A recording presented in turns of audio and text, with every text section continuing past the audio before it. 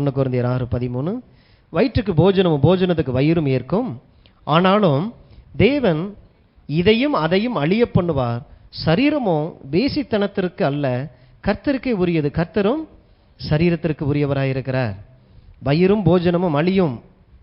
அழியக்கூடிய ஒரு காரியத்திற்கே ஒரு நோக்கம் இருக்குது. ஆனா சரீரம் கர்த்தருக்கு உரியது, கர்த்தரும் சரீரத்திற்கு உரியவர். கர்த்தருக்கு ஒரு நோக்கம் இருக்கதான், அது உங்க சரீரத்துக்குள்ள வந்து வாழ்றதுக்கு. அதனாலதான் எனக்கு இடம் கொடு, பிசாசுக்கு இடம் கொடுத்துறாத. நீ விரும்பாத இடத்துக்குள்ள கொண்டு போய் உன்னை தள்ளி நீ விரும்பாத காரியத்தை செய்ய வச்சு, அடிமைத்தனத்தை வச்சு காலத்துக்கு முன்னால் உன்னை சாகடிக்கணும். இந்த சமுதாயத்தில் ஏதாவது ஒரு தப்பை பண்ணிட்டு நினைக்கிறீங்களா எல்லாரும் சந்தோஷமா தப்பு பண்ணிட்டு இருக்கிறாங்கன்னு? ஏன் தப்பு பண்ணிட்டாங்கன்னு கூட்டிட்டு வரும்பொழுது எல்லாரும் மூஞ்சி ஏன் முடிக்கிறாங்க? சந்தோஷம் இருக்குல்ல, செய்யும் போது சந்தோஷமா தானே இருக்குது, நல்ல காரியம் தானே. யாரு தான் தப்பு பண்ணலன்னு நினைச்சு தானே போய் செஞ்சோம். அப்படி நெஞ்ச நிமித்திட்டு அப்படி போட்டோக்கெல்லாம் போஸ் கொடுத்து வர வேண்டியதானே. ஏன் கருப்பு துணி வச்சு மூடிக்கிறாங்க, கையை வச்சு மூடிக்கிறாங்க? அசிங்கப்பட்டுட்டேன், அவமானப்பட்டுட்டேன், என் மூஞ்சி வெளில தெரிஞ்சுன்னா என் வீட்டில் இருக்கிற என் பொண்டாட்டி பிள்ளைங்களுக்கு எவ்வளோ அசிங்கமாக இருக்கும். உங்கள் அப்பாவை டிவியில் காட்டினாங்கடா, உங்கள் அப்பாவை தான் நியூஸ் பேப்பரில் பார்த்தேன்டான்னு சொல்லும் பொழுது எவ்வளோ அசிங்கமாக இருக்கும். அப்போ அதை செய்ய வச்சது யாரு? எது அதை செய்ய வச்சது அவனை?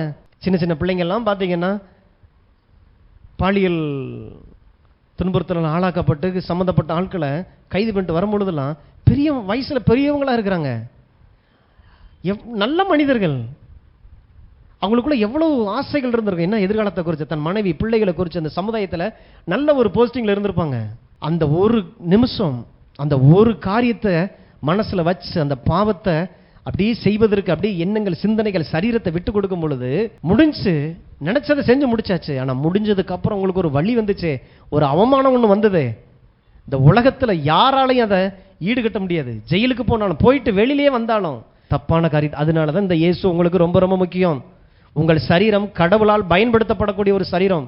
நான் யாருங்க? நான் அப்புறாணிங்க, நான் யாரோ ஒரு இடத்துல எங்கேயோ தெரியும். அவர் கடவுளுங்க, அவர் பரிசுத்தமானவர்.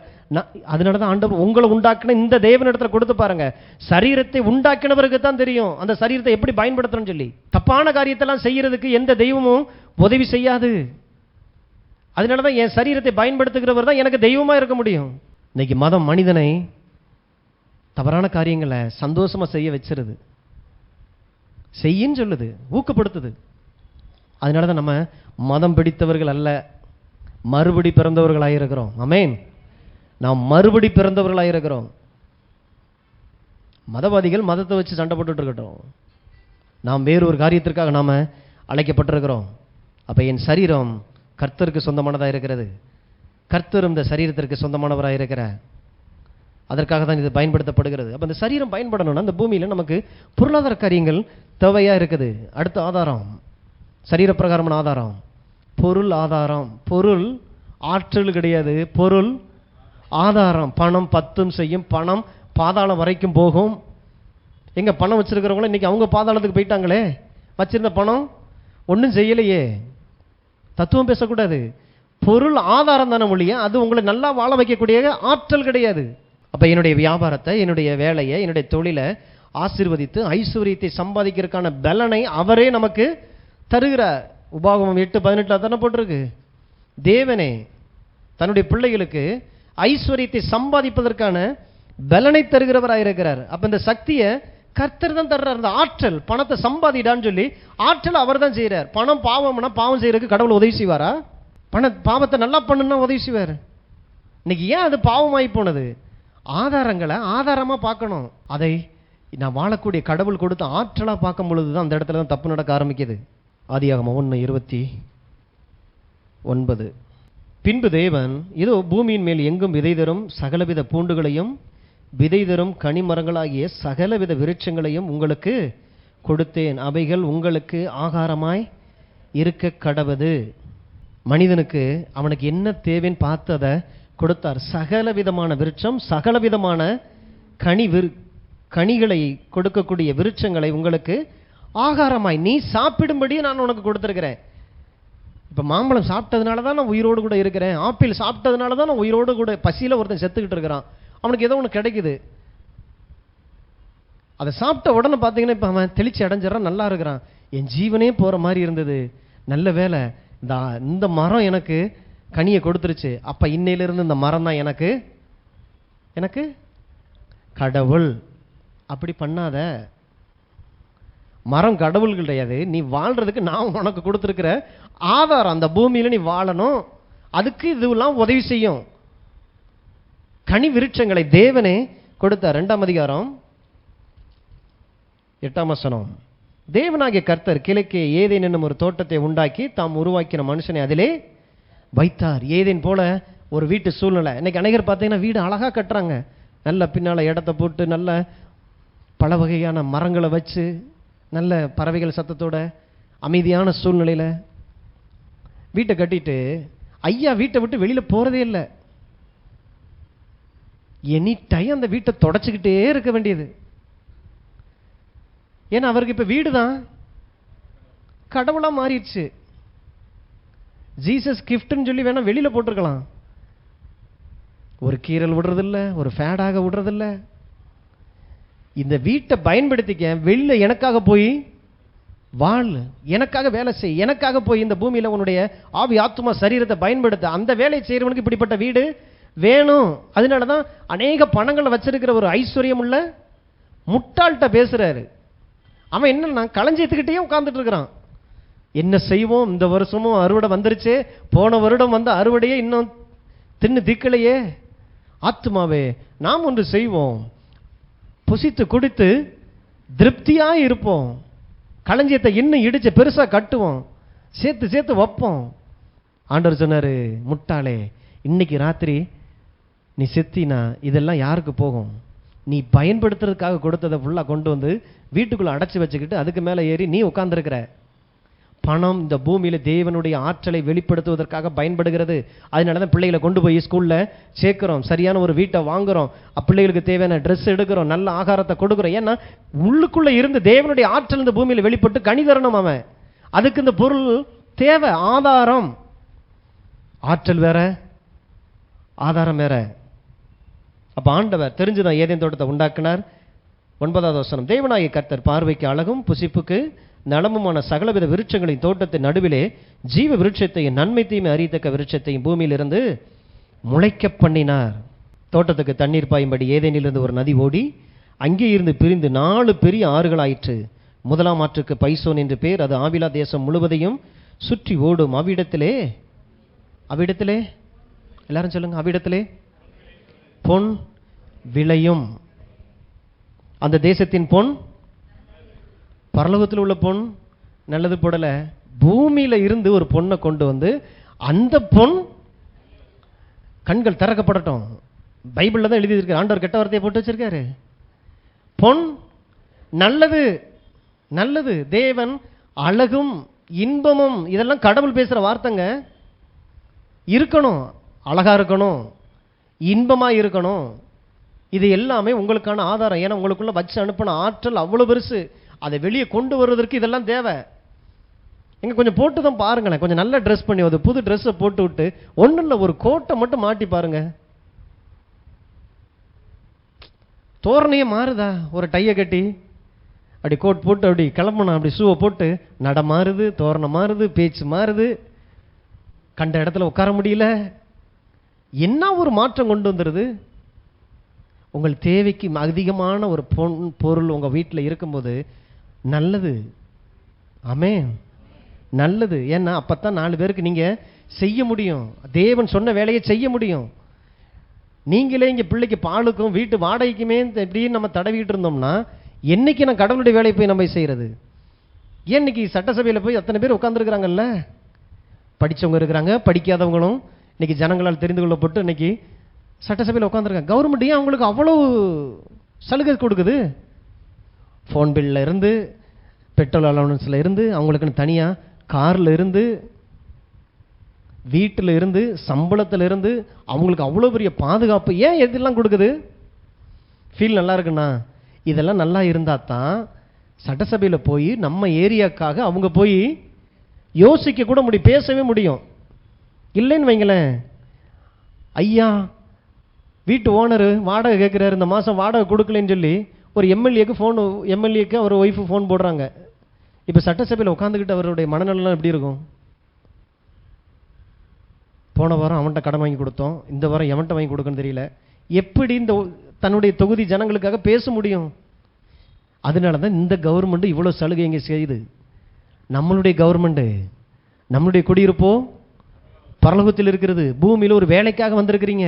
இந்த பூமியை நன்மையாய், இந்த பூமியை பரலோகமாய் மாற்றுவதற்காகத்தான் தேவன் உங்களை இந்த பூமியில பிறக்க செய்திருக்க, மறுபடி பிறக்க செய்து இன்னும் இந்த பூமியில உங்களை வச்சிருக்கிறார். அப்ப இந்த பூமியில அவர் வேலையை செய்வதற்கு என்னெல்லாம் தேவையோ எல்லாவற்றையும் செய்ய வேண்டிய பொறுப்பு யாருக்கு இருக்குது?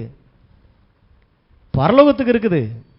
அதனாலதான் எண்ணத்தை குடிப்போம், எண்ணத்தை உண்போம், எண்ணத்தை உடுப்போம் என்று கவலைப்படாதிருங்கள், தேவனையும் அவருடைய ராஜ்யத்தையும் தேடுங்கள்ன்றார். அவங்க சொல்றாரு, அந்த பொன் நல்லது, அவ்விடத்திலே பீதலோகம் கோமேதக கல்லும் உண்டு. 2ஆம் ஆற்றுக்கு கீகோன் என்று பெயர், அது எத்தியோப்பியா தேசம் முழுவதையும் சுற்றி.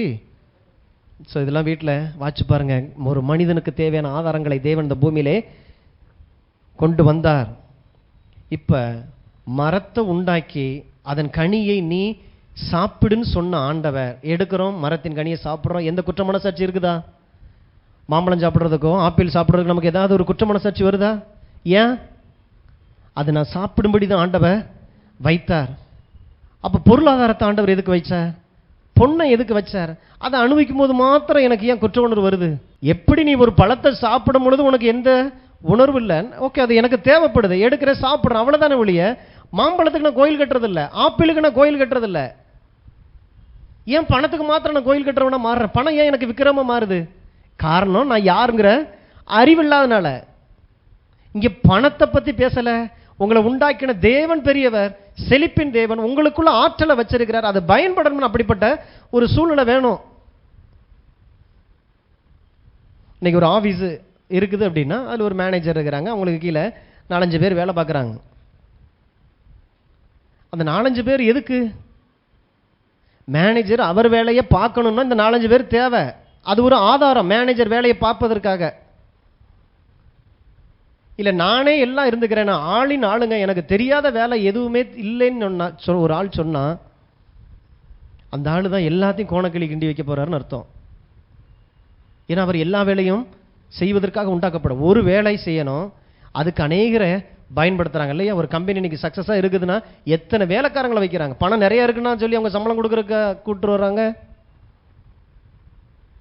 அத்தனை பேர் தேவை. கடனை வாங்கியாவது சம்பளத்தை கொடுத்து இவங்களெல்லாம் வைக்கணும். ஏன்? நான் ஃப்ரீயா இருந்தா தான் அடுத்த கட்டத்துக்கு நான் போக முடியும். அதுபோலதான் நீங்க ஃப்ரீயா இருக்கணும். நீங்க ஃப்ரீயா இருக்கிறதுக்காக தேவனால் கொடுக்கப்பட்டது தான் இந்த பூமிக்குரிய ஆசீர்வாதங்கள் எல்லாம். அதுல பணம் இருக்குது, பொருளாதாரம் இருக்குது. அப்ப அதை பயன்படுத்தும் பொழுதுதான் நீங்க ஃப்ரீயா இருந்து ஒரு வேலையை செய்ய முடியும். கடவுளோடு இணைஞ்சு போய் கடவுளுடைய அவர் சொன்ன இடத்துக்கு போகணும், அவர் சொன்ன காரியங்களை செய்யணும்னா பொருளாதாரம் தேவை. பணம் எல்லாவற்றுக்கும் உதவும், அது ஆதாரம். அப்ப ஆதியாகமம் 1-2 ஃபுல்லா தேவன் நமக்காக கொடுத்திருக்கிற பூமிக்குரிய ஆதாரங்களை பேசுகிற. அப்ப தேவன் நம்முடைய பயனுக்காக எவ்வளவு பெரிய ஆதாரங்கள் அந்த பூமியில வச்சிருக்கிறார். பொண்ணை வச்சவர், பொருளை வச்சவர், வெள்ளியை வச்சவர், எல்லாமே தேவனுக்குரியது. நான் பயன்படுத்தும்படியாக இந்த பூமியில் இருக்கிற வரைக்கும். அந்த நாட்கள்லாம் பார்த்தீங்கன்னா பொண்ணை வச்சு தான் ஜனங்கள் ஒருத்தர் மதிப்பிட்டாங்க. நாளாக அது இன்னைக்கு பணம் கரன்சியாக மாறிடுச்சு. அந்த நாட்களில் எவ்வளோ பொண்ணு இருக்கோ அந்த அளவுக்கு உங்களுக்கு கௌரவம். தேவன் அழகின் தேவனாய் இருக்கிறார். பார்ப்பதற்கு அழகான இனிமையான பூமியிலிருந்து முளைக்க பண்ணுகிற அத்தனையும் அழகை கொண்டு வருது. தேவன் சிருஷ்டித்த வானம், இந்த சூரியன் சந்திரனை பார்த்தா, காடுகள், மலைகள், ஆறுகள் எல்லாத்தையும் பார்க்கும் பொழுது கர்த்தர் எவ்வளவு பெரியவராக இருக்கிறார். சபிக்கப்பட்ட உலகத்தில் கூட அவைகளை கூட இன்னும் அழகு மாறல பாருங்களேன். கொடைக்கானல் ஊட்டிக்கெல்லாம் போனோம்னா அவ்வளோ அழகா இருக்குல்ல. சபிக்கப்பட்ட உலகம் அதுவே இவ்வளோ அழகுன்னா அது ஒரிஜினலுக்குள்ள வந்துச்சுன்னா இன்னும் எவ்வளோ அழகா இருக்கும்.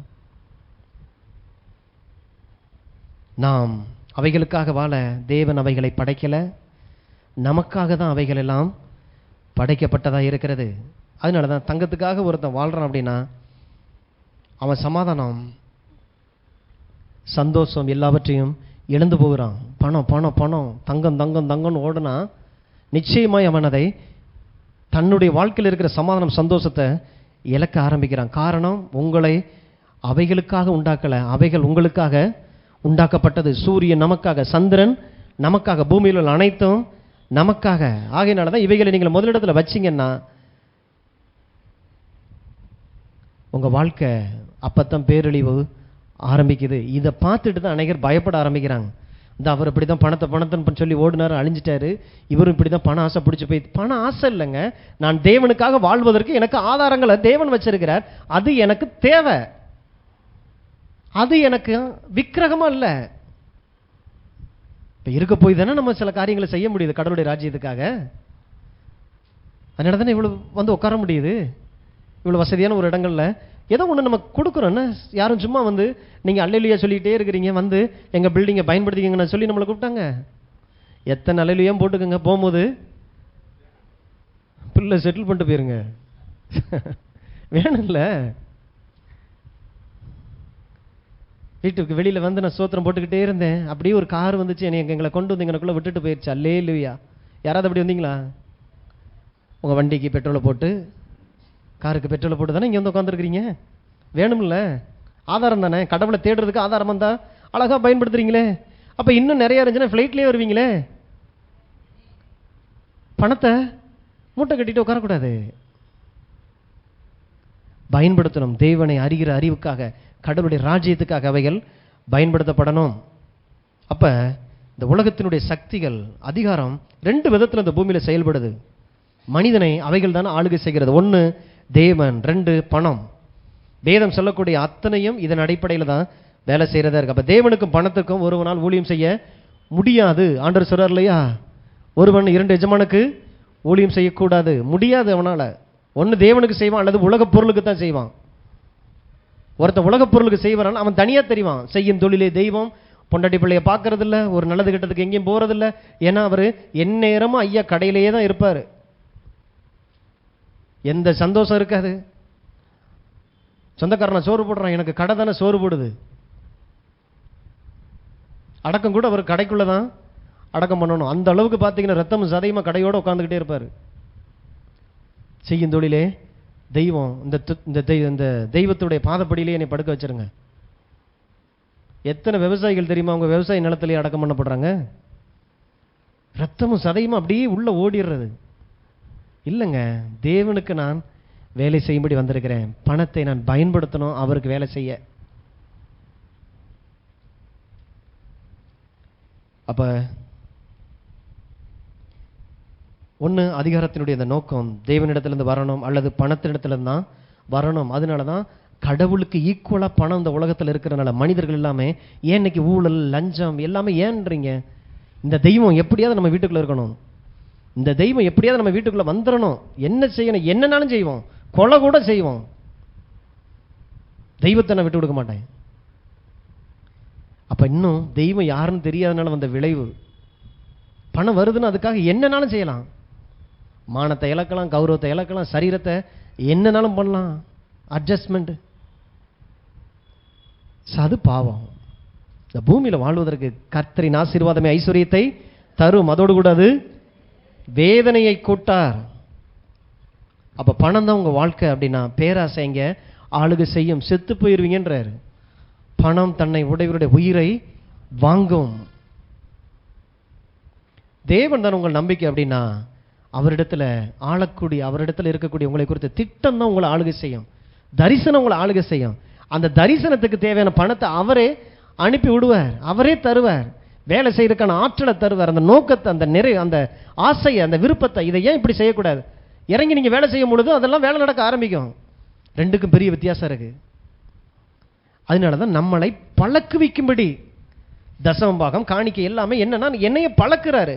சின்ன வயசுல இருந்தே இதை நான் கொடுத்து கொடுத்து பழகும் பொழுது பணத்தை நான் ஆளுகை செய்கிறவனாய் இருக்கிறேன். தேவனுடைய காரியங்களுக்காக, தேவனுடைய திட்டங்களுக்காக, ராஜ்யத்துக்காக நான் வேலைக்கு போய்கிட்டு இருக்கிறேன். அப்ப என் தொழில் தேவனுடைய ராஜ்யம் இந்த பூமியில கட்டப்படுவதற்காக, என் குடும்பம் தேவனுடைய ராஜ்யம் கட்டப்படுவதற்காக, தேவனுடைய ஆளுகைக்குள்ள நான் இருக்கிறேன், அவருடைய ஆசைக்காக. ராத்திரி பகலா ஓடுறோம். இந்த உலகத்துக்கு ஜிஎஸ்டின்ற பேர்ல கொண்டு போய் செய்யறோம்ல, எல்லாத்துலயும் இருக்குதுல்ல. நீங்க வாங்குற ஒரு இட்லியில கூட ஜிஎஸ்டி இருக்குதுல்ல. எல்லா விளைவின் முதற் பலன் அப்புறம் ஏன் கடவுள்கிட்ட இருக்கக்கூடாது? கடவுள் ஜிஎஸ்டி போலவும் உங்கள்கிட்ட போட்டு, ஏன்னா விலைவாசி ஏறுதுன்னா மாத்துறாரு. அன்னையிலிருந்து இன்னைக்கு வரைக்கும் 10ல் எத்தனை, பத்தில் விலைவாசி ஏறிடுச்சு. ஊழியக்காரர் ஐயோ பாவம், நீங்கள் கொடுக்கலன்னா ஊழியக்காரர் செத்து போயிடுவார். ஜிஎஸ்டி அளவுக்கு இல்லாட்டாலும் கொஞ்சம் ஏதாவது பார்த்து செய்யுங்க. தரித்திரத்தின் தேவனை நான் ஆராதித்து கொண்டிருக்கிறேன். விஷயம் அது நீங்கள் கொடுத்து ஊழியக்காரர் வாழ்றதுக்கு இல்லை கிறிஸ்தவம் வாழ்றதுக்காக இல்லை. கொடுக்கும் பொழுது நீங்கள் வாழ்கிறீர்கள், நான் வாழ்கிறேன். நான் கொடுக்கும் பொழுது நான் ஆசீர்வதிக்கப்படுறேன். என் எல்லைகளை பெரிதாக்குறார், என் இருதயம் இங்கே விசாலப்படுது. அது வரைக்கும் இப்படிப்பட்ட ஒரு உலகத்திலிருந்து வந்து நான் பணத்துக்கு ஊழியம் செய்யலை, என் தேவனுக்கு நான் வேலை செய்கிறதுனால பணமே நீ என் காலுக்கு கீழேங்கிறத ஒவ்வொரு நாளும் நான் அதை நிரூபிச்சுக்கிட்டே இருக்கிறேன். கடவுளுக்கு முன்னால் காட்டிக்கிட்டே இருக்கிறேன். உன் விசுவாசத்தை நான் கண்டேன். ஆபிரகாம்கிட்ட சொன்னார்ல, உங்கள் விசுவாசம் காணப்படக்கூடிய அளவில் வெளியில் வரணும். வாய் அளவில் இல்லை, செயல்ல. கிரியில் அதை விசுவாசம் செத்தது. மத்தேயு 6:24. 2 எஜமான்களுக்கு ஊழியம் செய்ய ஒருவனாலும் கூடாது. ஒருவனை பகைத்து மற்றவனை சிநேகிப்பான், அல்லது ஒருவனை பற்றி கொண்டு மற்றவனை அசட்டை பண்ணுவான். தேவனுக்கும் உலகப் பொருளுக்கும் ஊழியம் செய்ய உங்களால் கூடாது. ஒருவனை பற்றி கொண்டு மற்றவனை அசட்டை பண்ணுவான். பணம் அசட்டையா தெரியணும், இருக்கணும். பணமே இல்லைன்னு வேணான்னு போடலை, அசட்டை. அதாவது கடவுள் அளவுக்கு இது எனக்கு முக்கியம் இல்லை, என் காலுக்கு கீழே கடவுள் சொன்ன வேலையை செய்யறதுக்கான வேலைக்காரன். அது எல்லாவற்றுக்கும் உதவும்னா என்ன? சர்வெண்ட். சர்வெண்ட்டை பார்த்தீங்கன்னா கடவுள் அளவுக்கு கொண்டு போய் வீட்டில் முக்கியமான இடத்துல வச்சு, ஐயா நீங்கள் எந்த வேலையும் பார்த்துறாதீங்க, உங்களுக்கு என்ன வேலையை நான் பார்த்துக்கிறேன், 3 வேளைக்கு உங்களுக்கு நான் சோறை போட்டுறேன், நீங்கள் மட்டும் என் வீட்டை விட்டு போயிடாதீங்கன்னு சொல்லி நம்ம வேலைக்காரங்களை வீட்டுக்குள்ள வச்சுருக்கோம். வேலைக்காரங்களை வேலை செய்ய வச்சிருக்கிறோம். இதை போய் இதை செஞ்சுட்டு வா, அதை போய் அதை செஞ்சுட்டு வா. பிள்ளைய படிக்கணும், படிப்புக்கு ஃபீஸை கட்டுறோம் இல்லையா, என் பிள்ளைய படிக்க வச்சுட்டு வா. எனக்கு வசதிகள் தேவை, போய் செஞ்சுட்டு வா, எண்ணி கொடுக்கணும். வேலைக்காரர்கள். வேலைக்காரனை கடவுள் அளவுக்கு தூக்கி வச்சுட்டு எவனோ ஒருத்தன் செத்து போனதை பார்த்துட்டு நம்மளும் சேர்ந்துட்டு பணத்தை அந்த வேலைக்காரனை வச்சா நம்மளும் செத்து போயிடும், வேலைக்காரனை வச்சா செத்து போயிடும்ட்டு ராத்திரி பகலா உழைக்கக்கூடாது. கடவுளின் ஆசீர்வாதம் ஐஸ்வர்யத்தை தரும். இப்போ உழைப்பு இளைப்பாறுதல் இருந்து பண்ணப்படுது. என்ஜாய் பண்ணி நான் பண்ண ஆரம்பிக்கிறேன். அப்போ ஆபிரகாம் அநேக வேலைக்காரர்களும் வேலைக்காரிகளும் உடைய சீமானா இருந்தான். உங்க வீட்டில் வேலைக்காரர்கள் இருக்கிறாங்களா? இருக்கிறாங்களா? மிக்ஸி இருக்குதா? Grinder, washing machine, CCTV camera, bike இருக்குதா? அத்தனை வேலைக்காரர்கள் உடைய சீமானாய் ஆண்டவர் இன்னைக்கு உங்களை வச்சிருக்கிறார். கடவுளுக்கு கரங்களை தட்டி நாம் நன்றி சொல்லுவோம். எப்பயுமே கண்ணை திறந்து பார்க்கணும். வேலைக்காரன் ஒன்று அப்படி ஏதோ ஒரு வேலைக்காரமாவை நினைச்சிடக்கூடாது. இது எல்லாமே வசதிகள் நிறைஞ்சிருக்கிற ஒரு உலகத்தில் நம்ம வாழ்றோம் இல்லையா?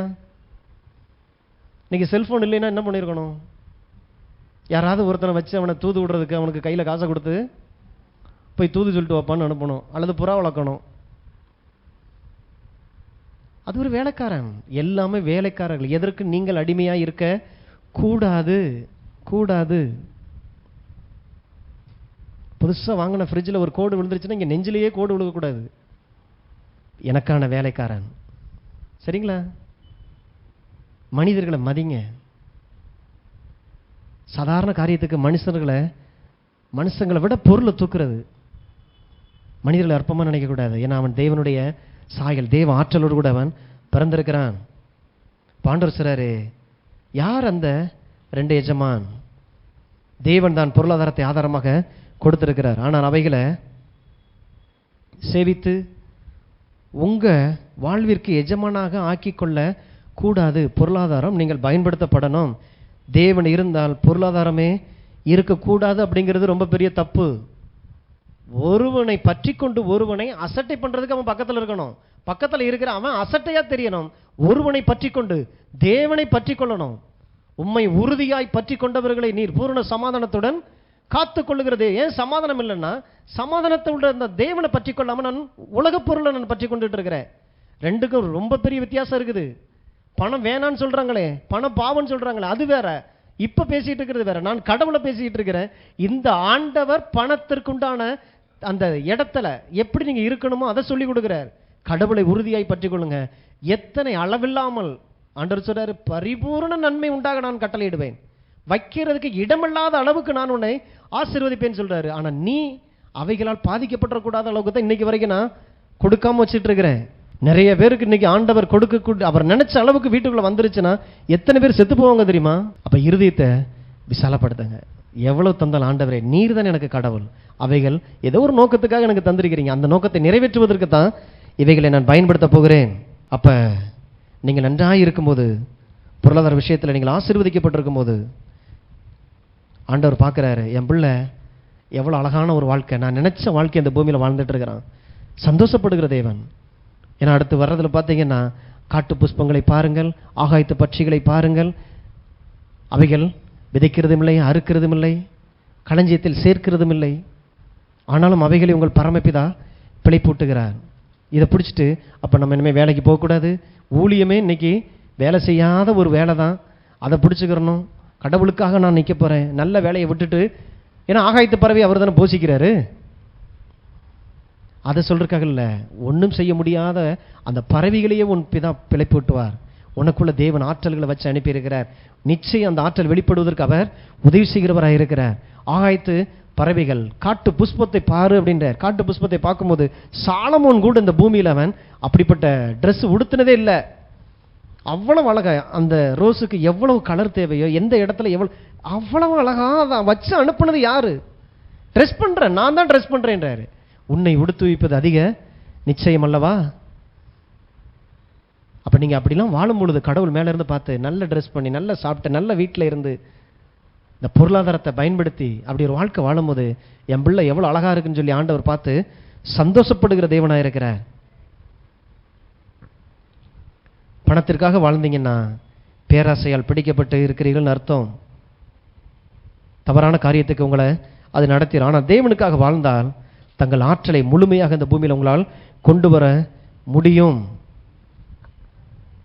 மத்தேயு 6:32 இப்ப சொன்ன எல்லாத்தையும் அஞ்ஞானிகள் எல்லாம், இவைகளை எல்லாம் அஞ்ஞானிகள் நாடி தேடுகிறார்கள், இவைகள் எல்லாம் உங்களுக்கு வேண்டியவைகள் என்று உங்கள் பரமபிதா அறிந்திருக்கிறார். அறிந்திருக்கிற தேவன் அதை கொடுக்கிறார், வேணான்னு சொல்ல வேண்டாம். என் பிதாவுக்கு இது எனக்கு தேவைன்னு சொல்லி அறிந்து அந்த வேலையை செய்வதற்காக தர்றார். ஆனா உலக மனிதர்கள் கடவுள் இல்லாம, கடவுளை விட்டுட்டு, அவருடைய ஆசைகள், அவருடைய ஆற்றல், அவருடைய தரிசனத்தை விட்டுட்டு இவைகளை எல்லாம் நாடி தேடுகிறார்கள். ஆதாரங்களை தேடுறாங்க, நான் வாழணும், நான் வாழணும்னு சொல்லி நாடி தேடுகிறார்கள். அப்ப பொண்ணோ வெள்ளியோ நாடி தேடுகிறார்கள். நாம் தேவனை, தேவனுக்குரிய காரியங்களை தேடுகிறோம். அதனால கர்த்தர் நமது கரத்தை ஆசீர்வதிக்கிறேன். கையிட்டு செய்கிற காரியங்களை நான் ஆசீர்வதிப்பேன். ஏன்னா நீ அதை தேடலை, நீ எனக்கு எடுத்த காரியங்களை தேடுற. அதனால தான் சபைக்கு எடுத்த அந்த தரிசனம் இந்த பூமியில் ஜனங்கள் வாழ்வதற்கான, மற்ற பாவிகள் இன்னைக்கு ரட்சிக்கப்படணும்னா ஒன்று செய்ய வேண்டியிருக்குது, இறங்கி போக வேண்டியது இருக்குது, சுவிசேஷம் சொல்லுவதற்காக நிறைய காரியங்களை நம்ம மெனக்கிட வேண்டியது இருக்கு. அதை செய்வதற்கு தேவையான அனுகூலங்களை பரலோகமே நமக்கு அனுப்பிக்கிட்டே இருக்குது பாருங்க. வேலைக்கு அப்போ வேலையே செய்யக்கூடாதுன்னு சொல்ல, நல்லா இனிமே தான் நீங்கள் நல்லா வேலை செய்யணும். எதுக்காக? ஆதாரம் என்கிட்ட இருக்கும் பொழுது தேவ ஆற்றல் வெளிப்பட ஆரம்பிக்குது. அது தேவை. கனியை புசிங்க, தண்ணியை குடிங்க, பணத்தை செலவு பண்ணுங்க, அது தேவை. செலவழிக்கிறதுக்காக தான் அது கொடுக்கப்படுது. மற்றதெல்லாம் செய்யும் போது எனக்கு எந்த குற்ற உணர்வு வரல, இதுவும் செய்யும் போது குற்ற உணர்வு வரக்கூடாது. உங்களுக்குள்ள இருக்கிற ஆற்றலை பயன்படுத்துறதுக்கு வாய்ப்பே இல்லாமல் போயிடும். கொஞ்சம் பணம் இருந்திருந்தா எவ்வளோ பெரிய தொழில் அவன் தொடங்கியிருப்பான், அவ்வளோ ஐடியாஸ்லாம் இருக்குது. ஆனால் பணம் இல்லைன்ற ஒரே காரணத்துக்காக ஏதோ ஒரு கூலி வேலையை பார்த்து பார்த்து பார்த்து வாழ்நாள் முழுசும் பார்த்தீங்கன்னா அவ்வளோ பேசணும், அவ்வளோ ஆசைகள், அவ்வளவு தரிசனத்தோடு கூட இருக்கிற மனுஷன் முடியாமே போயிருது. பணம் இல்லை, மனைவி மதிக்கலை, ஏன் அப்பா வீட்டோட போகிறேன் அப்படின்னு சொல்லி பிரிச்சுக்கிட்டு போயிட்டா, பிள்ளை மதிக்க மாட்டேங்குது, பிள்ளைக்கு வேண்டிய கடமையை செய்ய முடியல. ஏன்? ஆதாரம் இல்லை, ஆதாரத்தை பயன்படுத்த முடியல. ஆனால் நல்லா கொளுத்து இருக்கிற ஆட்கள்லாம் சொல்கிற வார்த்தை என்னன்னா, பணம் பாவம், இவங்க பணத்தை பற்றி பேசிக்கிட்டே இருக்கிறாங்க. வந்து வாழ்ந்து வாரியா தெரியும் இந்த தரித்திரம்னா என்ன, கடன்னா என்ன. வட்டிக்காரன் வாசலில் நிற்கும் பொழுது ஒன்று பண்ணுமே, உள்ளுக்குள்ளே ஓடி ஒளிகிறதுக்கு. அந்த புருஷன் வீட்டுக்குள்ளே பாத்திரம்குள்ளே ஒளிஞ்சிருந்துட்டு நான் இல்லைன்னு சொல்லு, அந்த மனைவிக்கு ஒரு அசிங்கம் ஒன்று வருமே, வெளியில் போய் அவர் வேலைக்கு போயிருக்கிறாரு அப்படின்னு அவனுக்கு பார்த்து சொல்லும் போது அப்போ ஒரு பார்வை ஒன்று பார்ப்பானே அந்த பொண்டாட்டிய, இதுவா கடவுள் கொடுக்குற ஆசீர்வாதம்? தரித்திரத்தில் இன்னைக்கு பணம் வேணான்னு சொல்கிற ஆட்கள் அதில் இருந்து பார்த்தா தெரியும் அது எவ்வளோ கொடுமையானதுன்னு. வாழுங்க, நல்லா வாழுங்க, வாழ்ந்து காட்டுங்க. கடவுளுடைய கிருபை தயவு இந்த பூமியில் நம்மை செழிப்பாய் வாழ வைக்கும் போது அநேகர் செத்துக்கிட்டு இருக்கிறவனுக்கு உயிரோடு கூட அவனை கொண்டு வந்து தேவ அன்பை காட்டக்கூடிய ஆட்களாகத்தான் ஆண்டவர் இன்னைக்கு நம்மளை வச்சிருக்கிறாரு. நல்ல வேளை அந்த இயேசு தன்னை எனக்கு வெளிப்படுத்தினார், நல்ல மனிதர்களிடத்தில் கொண்டு போய் இந்த வார்த்தைகளை கொடுத்த. உங்கள் எல்லாருக்குள்ளேயும் அந்த ஒரு அனுபவம் இருக்கும் இல்லையா? ஓடி ஒளிஞ்ச அனுபவம், ஆசைப்பட்டது கிடைக்காத அனுபவம். பிள்ளைகளுக்கு, என் பிள்ளைகளுக்கு ஒரு காரியம் நல்லது செய்யல, என்ன நான் தகப்பனாக இருக்க முடியும்? நல்ல ஒரு வாழ்க்கை வாழ வைக்க முடியல. அப்புறம் அந்த இயேசு எனக்கு எதுக்கு? அந்த இயேசு தேடி வந்ததில் எனக்கு என்ன பலன்? என் தரித்திரம் சிலுவையிலே அடிக்கப்பட்டது, உணர்வு பூர்வமாக அதை பாருங்க, நொறுக்கப்பட்டிருக்கிறது. இன்னைக்கு என்னை தரித்திரத்தில் கடனில் இந்த மாதிரி தப்பான வார்த்தைகளை சொல்லி ஏதாவது ஒரு அசுத்தாவி என்கிட்ட வருமானால் எதிர்த்து நில்லுங்கன்றாரு. சரியான வார்த்தைகளை வச்சு எதிர்த்து நில்லுங்கள். நாடி தேடுகிறார்கள், நாம் பணத்தை தேடுகிறவர் அல்ல. ஆண்டவர் நம்மளை சொல்றாரு, முதலாவது தேவனுடைய ராஜ்யத்தையும் அவருடைய நீதியையும் தேடுங்கள், அப்பொழுது இவைகள் எல்லாம் உங்களுக்கு கூட கொடுக்கப்படும். இவ்வளவுதான் விஷயம். வித்தியாசம் தெரியாம பணம் பாவம் பணம் பாவம் பணம் பாவம். கத்தி என்னைக்கோ ஒரு நாள் உங்களை குத்திருச்சு, காய்கறி நறுக்கும் பொழுது வெட்டிருச்சு. கத்தியே அன்னையிலேருந்து யூஸ் பண்றது இல்லையா? யாரையோ அறுத்துருச்சு, அல்லது சினிமாவில் பார்க்கும்பொழுது யாரோ ஒருத்தன் வச்சு குத்திட்டான். அப்ப கத்தினாலே அவன் ஆளு தப்பு. ஒன்னால அந்த பணத்தை கையாள தெரியலனாக்க விட்டுரு. நாங்க இங்க செத்துக்கிட்டு இருக்கிறோம். அநேகர் இன்னைக்கு இந்த பொருளாதார ஆசீர்வாதத்தினுடைய நன்மையை அனுபவிக்காம, அது இல்லாத ஒரே காரணத்துக்காக தேவனுடைய பிள்ளைகள், அபிஷேகம் பண்ணப்பட்டவங்க எவ்வளவு அசிங்கப்பட்டு இருக்கிறாங்க. எப்பா உன் கையை கீறிடுச்சு, விட்டுருப்பா, அது உன்னுடைய அனுபவம். அதை கொண்டு வந்து பெருசா உட்காந்து பேசி கத்தினா கையை கீரும், கத்தினா கையை கீரணும்னு இவன் கத்தியை பார்க்கும் போதே இப்போ கீறக்கூடிய கத்தியாத்தான் பார்க்குறான். பணத்தை பார்க்கும் பொழுதே இவன் அழிக்கக்கூடிய ஒரு ஆற்றலாக பார்க்குறான். பணம் எல்லாவற்றுக்கும் உதவும். நீங்க தேவனுடைய ராஜ்யத்தை தேடுங்க, ராஜ்யத்தை தேடுகிறவர்களுக்கு இவை யாவும் சேர்த்து கூட கொடுக்கப்படும். தேவ ராஜ்யம்னா என்ன? என் நேரமும் சபைக்கும் ஊழியக்காரருக்கு வேலை செய்யுங்க நான் கூப்பிடுறாரு. நீங்க வாழ்ற வாழ்க்கையே தேவ ராஜ்யத்திற்கான வாழ்க்கை. துவைச்சு போடுறதுல இருந்து, வீட்டை கூட்டுறதுல இருந்து, பாத்திரம் தேய்க்கிறதுல இருந்து, ஏதோ ஒரு இடத்துல கம்பெனியில் போய் நீங்க வேலை பார்க்கறதுல இருந்து எல்லாமே தேவ ராஜ்யத்தில். அதனாலதான் எதை செய்தாலும் கர்த்தருடைய நாமத்தின் மகிமைக்கென்றே செய்கிறீர்கள். அப்படிப்பட்டவர்கள் தரித்திரத்தில் இருக்கவே முடியாது. இவை யாவும் சேர்த்து கூட கொடுக்கப்படுகிறதா இருக்கிறது. அதனாலதான் பணத்துக்கு மேலே ஏறி உட்காந்து ஓட நினைக்க வேண்டாம். நான் கடவுளோடு கூட, அவரோடு கூட உன்னதங்களில் இருக்கிறேன். அவருடைய வேலையை இந்த பூமியில் செய்வதற்கு எனக்கு பணம் தேவை. புரியுதுங்களா? ரெண்டுக்கு வித்தியாசம் இருக்கு. பொருளாதார ஆசீர்வாதங்களை பயன்படுத்துங்க, உங்களை ஆற்றல் வெளிப்பட ஆரம்பிக்கும். எத்தனை பிள்ளைங்களுக்கு படிக்க ஆசை, எனக்கு சரியான வசதி இல்லை, அதனால பாதியிலே படிப்பை முடிச்சுக்கிட்டு எத்தனை பேர் இன்னைக்கு ஹோட்டல்லையும் இன்னைக்கு மெக்கானிக் சென்டர்ல இன்னைக்கு போய் வேலை பார்க்குறாங்க. 10th தான் முடிச்சிருக்கிறேன், நல்லா படிக்கிறப்ப இல்லை, வசதி இல்லை. நினைச்சு பாருங்க, அவனை சரியா படிக்க வச்சு சரியான ஒரு இடத்துல வந்துட்டான்னா அவன் எத்தனை பேருக்கு ஆசீர்வாதமா இருப்பான். முடமாக்கி வச்சிருக்குல்ல, என்ன ஆதாரம் இல்லை. அதான் சொல்ற, ஒரு செடி சரியான இடத்துல விதைக்கப்பட்டு அதனுடைய சூழ்நிலைகள் சரியான ஒரு அட்மாஸ்பியர்ல அது வளர்ந்துச்சுன்னா ஃபுல் மகிமை அதுல இருந்து வெளிப்பட ஆரம்பிக்கும். அதுக்கு தான் சபை முக்கியம். நல்ல வார்த்தைகளை உங்களை குறித்தது ஒரு தேவனுடைய தரிசனத்தை வெளிப்படுத்தக்கூடிய சபை முக்கியம்.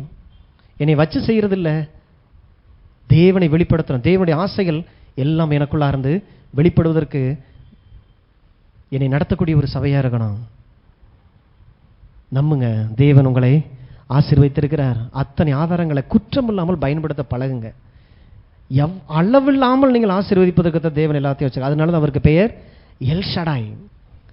எல் ஷடாய் எவ்வளவு தேவையோ அதை பார்க்கலாம் அதிகமான காரியங்களை செய்கிற தேவன். என் பாத்திரம் நிரம்பி வழியும், வலை கிளியத்தக்கதாய் 2 படகு அமிழத்தக்கதான மீன்களை நிரப்பின வைத்த தேவன்.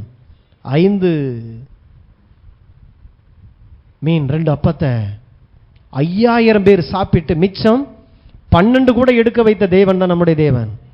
அந்த தேவன் உங்க வாழ்க்கையில தொட்டுக்க தொடச்சுக்க ஏதோ ஒரு குறைவுல வாழ்ந்துக்க அப்படியே வந்து பரலோகத்தில் வந்து சேர்ந்துருன்னு சொல்றது அந்த தெய்வத்தை நீங்கள் ஆராதிக்கல. அவருடைய இருதயம் புரியட்டும். பணத்துக்கு பின்னால இருக்கிற தேவனுடைய அன்பு உங்களுக்கு புரியணும். பணத்தையே குறுகுறுன்னு பார்க்கக்கூடாது. அதுக்கு பின்னால இருந்து வர்ற தேவனுடைய அன்பு, தேவனுடைய நன்மை. ஆண்டவரே, இதை நான் பயன்படுத்துவதற்காக, நான் உமக்காக, நீர் என்னை அனுபவிக்க, நான் இவைகளை அனுபவிக்க நீர் எனக்கு இவைகள் எல்லாம் தந்திருக்கிறீர். கர்த்தர் நல்லவராக இருக்கிறார். ஆற்றலின் தேவன். அந்த ஆற்றல் வெளிப்படுவதற்கு வேண்டிய ஆதாரங்களை தேவன் உங்களுக்குள்ளாக வைத்து அனுப்பியிருக்கிறார். ஆண்டவரே, புரியல, ஆனா நீங்க சொல்றீங்க, ஆண்டவரே இந்த பணத்திற்காக நான் வாழ ஆரம்பிக்கல. ஒருவேளை என் எண்ணங்கள் சிந்தனையில் அப்படி இருக்குமானால் உங்களுடைய இரத்தத்தினால் என்னை கழுவும். இந்த காலை வேளையில் என்னை நான் அர்ப்பணிக்கிறேன். பணத்தை பார்க்கலாம் நீர் பெரியவராக இருக்கிறேன். உங்களுடைய என்னை குறித்து நீர் வைத்திருக்கிற ஆசைகள் பெரியது. எனக்குள்ளாக நீர் வைத்து அனுப்பின ஆற்றல்கள் பெரியது. பணத்தை நான் தெய்வமாய் பார்க்க நான் வரல. இந்த பூமியில தேவனுடைய சித்தத்தை, அவருடைய எண்ணங்கள், தரிசனங்களை நிறைவேற்றுவதற்கு அவைகளை தாராளமாக நான் பயன்படுத்த தீர்மானிக்கிறேன். ஆண்டவரே, என்னை நானே அர்ப்பணிக்கிறேன். எனக்கு விக்கிரகமாக மாறிடாதபடி பரிசுத்த ஆவியானவரே, பணத்தை நான் ஆளுகை செய்கிறவனாக இருக்கணும். பணம் எனக்கு குறைவுபடும் போது எனக்கு கவலை வரக்கூடாது. ஏன்னா எனக்கான ஆதாரங்களை பெருக்கி தருகிற தேவன் என்னோடு கூட இருக்கிறார். நான் வாழ்வது உமக்காக, குடும்பம் உமக்காக, என் மனைவி, என் பிள்ளைகள், என் கணவர் உமக்காக, எங்க தொழில் உமக்கானது, சபை ஊழியம் உமக்கானது. ஒரு குறை இல்லாமல் எங்களை நடத்துகிற தேவனாய் நீராக இருக்கிறீரே. ராஜாவே, நன்றியோடு கூட துதிக்கிறோம்.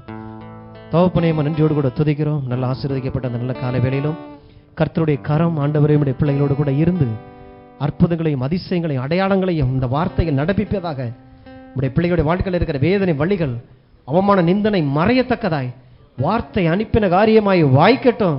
உம்முடைய பிள்ளைகள் செல்வமாய் வாழும்படி ஆசீர்வதிக்கிறேன். ஆண்டவரே கர்த்தாவே, உம்முடைய ஜனமாகிய நாங்கள் புசித்து சாப்பிட்டு திருப்தி அடைந்து கொழுத்து உம்முடைய பெரிய தயவினால் செல்வமாய் வாழ்வோம் என்று நெகேமியாவிலே நீர் சொன்னீரே.